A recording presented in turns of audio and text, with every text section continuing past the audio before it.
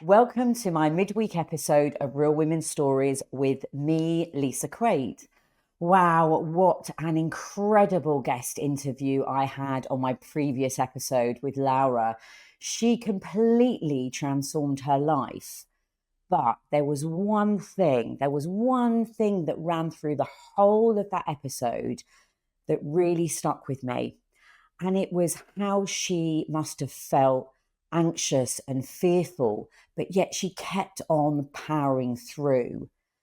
So I want to talk about feeling the fear, but feeling the fear and doing it anyway. So I'm going to be referencing a book.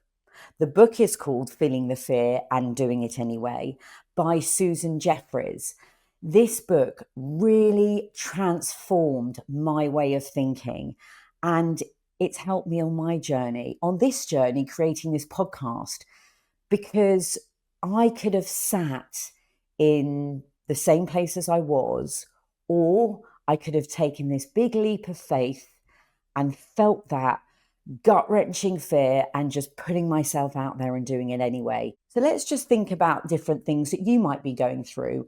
Are you thinking that you'd love to embark on some public speaking? Are you kind of feeling lost and alone and you'd like to share your life with someone? Or if you're in one of those relationships that are a bit sticky and stuck, you kind of need to, you need to end it. There are lots of things that hold us back because we're fearful, we're worried about taking that next step. It's really important to think about our mindset when we're in that fearful mentality, because you can either sit in that fear or you can sit in that fear, and then nothing changes, does it? So what about if we could start to rethink how we're thinking and reprogram our minds in a slightly different way? Let's think about a situation that you would love to change. It could be you want a job promotion. It could be moving house. It could be ending a relationship. It could be asking for a pay rise. So let's think about that situation. So take that situation and think about it. Now you have two choices. You can either carry on thinking about that big move that you want to make, or we can think about making a change. What do you think would happen if you made that change? Do you think that you would be any worse off if you were sitting in that situation and feeling the fear, or if you felt the fear and you walked into your boss's office and you said, I'd like to have a conversation about my salary?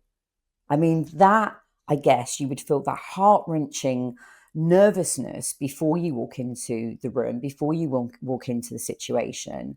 And then once you've spoken those words, you've put it out there. How are you going to feel after that?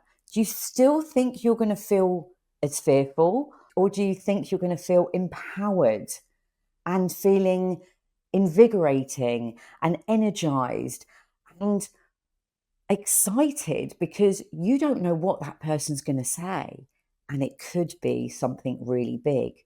So you could be missing an opportunity by sitting back and not taking that step forward and not going to ask your boss for that pay rise. Let's talk about the feeling of fear and how that translates in our bodies and what we feel. Feeling the fear is like pain. It's like paralysis. It's like feeling stuck and feeling closed in, like you can't move. And what about if we change that feeling of pain into a feeling of power and energy and excitement, so we can start reframing how we feel and how we think about a situation?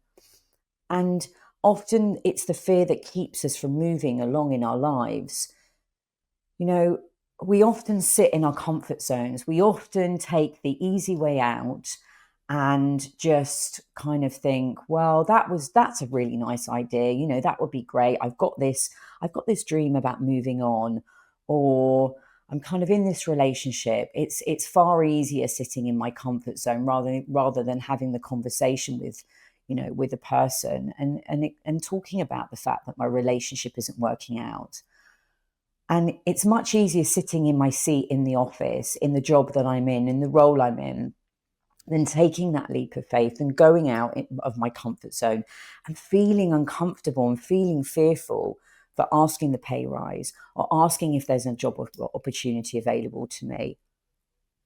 And it's far easier, sitting at home feeling lonely rather than picking up the phone to our friend who we know we may have had an argument with and we really miss them.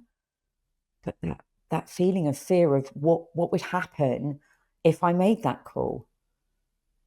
So I'm just going to sit in my comfort zone and then I'm going to carry on being lonely and I'm going to carry on in the same job that I'm in and I'm going to carry on struggling with money and not asking for a pay rise. But what if we changed that? What if we looked at it in a different way? Let's look at the what ifs. So what if I did pick up the phone to that friend that I miss and I feel really lonely? What if I picked up the phone and I spoke to that person and you know what? They miss me too. They miss my friendship. And then they're coming around and having a cup of tea, or we're going out for a glass of wine, or we're going out for a meal. That to me seems a lot better than you sitting at home on your own, feeling really lost and lonely. Because wouldn't you rather be chatting to your friend? Wouldn't you rather be going out there having a good time, reconnecting? And let's look at the job situation. So if I go into my boss's office and if I ask for a pay rise, what's the worst that could happen? He could say no, but he knows that I want a pay rise and I've put my arguments forward as to why I should have a pay rise. So maybe I may not get a pay rise now, but maybe I could get a pay rise in the future. So you see, I've created an opportunity for myself that I wouldn't have otherwise done if I hadn't had taken, felt the fear and put my best foot forward and gone and spoken to my boss. And let's think about the relationship that we're in. Let's think about how miserable we are and how sad we are and how much that we deserve, more in our lives. I want to live my life. I want to have a future with somebody who I love and who makes me feel good about myself.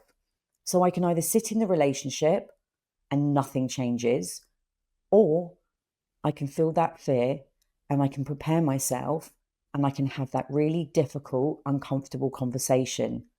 But you know what? There may be a future ahead of that, because once I've had that conversation, either the relationship, you can work on it because the other person may want to work on the relationship. They may have been thinking and feeling the same thing, but just too afraid to open up the channel of communication to try and work things out. Or they may be feeling the same way and the two of you decide to break up. And then what does your life look like? You've now got an opportunity to be with somebody who loves you because you're now free, you're now single, and you're now living your best life. Or you just want to be single and you want to move on in your career.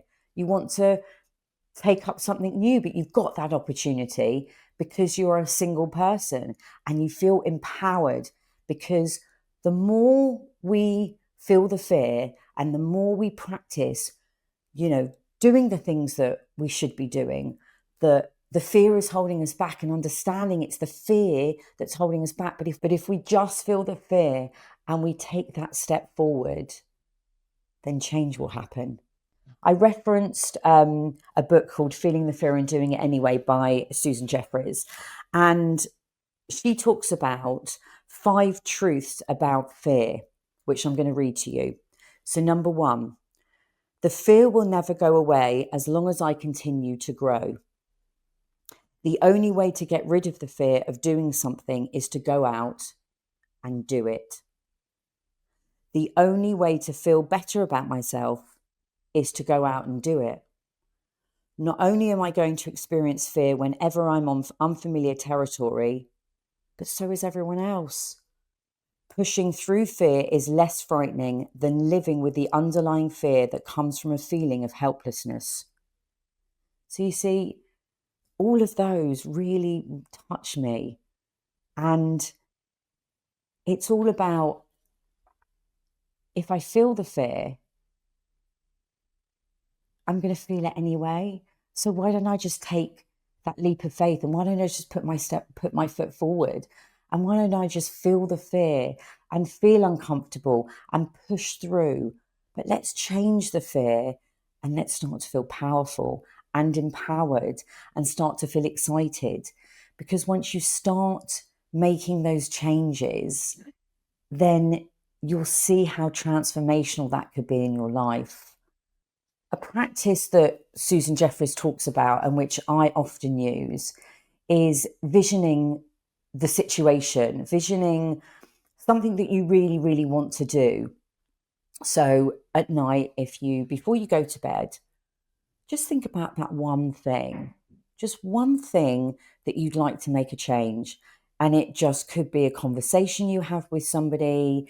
It could be asking for a pay rise. It could be something exciting like changing your career. So just start imagining what that will look like and how that will be, and put yourself into that situation and start to feel all those feelings. And then visualize the conversation, visualize how it's going to pan out. That everybody's different and every situation is different. So it's for you individually to have that thought process. And then give yourself a timeline of when you're going to start to transition and do that. And every day, when you're out and about, just think about the situations that you're a bit hesitant about. So how many times have you seen someone drop something on the floor and you hesitate about stopping them because you're in a rush and they're in a rush? But why don't you actually stop them? Do things like that, little things. How many times have you seen somebody that you feel that is familiar, but you're not quite sure if it's them or not?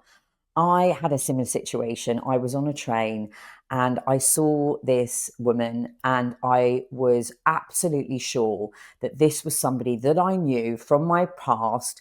I hadn't seen for about 20 years. And I hesitated, but then I thought, no, what if it is her? And then I'm not going to have an opportunity to say hello. So I started, when you start waving, and this woman looked at me, and I was like, "Hi, Mel, is that you?"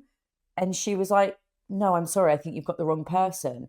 I mean, I did feel silly, but you know what? I did it. I felt that fear. I was a bit hesitant, but I felt that fear. And you know what? It didn't matter, because what if it had been her? And then I would have missed the opportunity of being able to speak to her. But I felt that fear and I just did it anyway. So what that helped me do was that helped me build up my confidence, because now I can speak to anyone. It doesn't matter to me. I've had that situation already. And what was the worst thing that happened? She just said, "Sorry, no, you've got the wrong person." The world didn't come to an end. Nothing dramatic happened. I just went on my way, and so did she. And you know what? It really wasn't that bad. So I'd really like you to think about just doing little things that you hesitate on, and, feel that fear, and just take that step forward, and just, like I said, think about those situations and what's the worst that can happen? What's the worst that can come out of it? So what I'd like you to do is I'd like you to take one little risk per day. As an example that I gave you, if it doesn't turn out the way you planned it to, it doesn't matter, because you're going to learn from that situation. And the learnings that I took from that was it wasn't so bad. So now I can go up to people and chat to them, and I don't feel as uncomfortable. You may well see a guy that you feel really attracted to, and you just kind of want to make some eye contact with them. Just try it. What's the worst that can happen? He can look away. You're not going to lose out by anything. But then what if he makes eye contact with you? And what if he comes over and talks to you? And what if you go on a date together?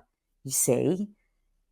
You can start visualizing all the good stuff and all the opportunities that could come out of us just pushing forward. Don't hesitate. So it's really about, as Susan Jeffries talks about in her book, it's feeling the fear and doing it anyway, because we can either be stuck in our lives and not make a change and carry on feeling that fear, or we can feel the fear and we can step forward and we can take an opportunity and we can really transform things. We can start to transform our lives. It is really life changing. And Laura proved that in my previous episode. That was just one example of an exercise that I use in my coaching practice. So if you feel like you would like to take a step forward, if you feel like you're stuck in a rut and you just need to make some changes, I would absolutely love to help you. I'd love to take you on a coaching journey and we can both feel the fear and do it anyway. You can get in touch with me. My email address is TheRealStoriesPodcast@gmail.com. If you'd like some help, if you want to embark on a lovely transformational journey with me, then you can get in touch. And if you feel that you have a friend that may well need some help as well and want to go through a coaching journey with me, you can share this episode with them.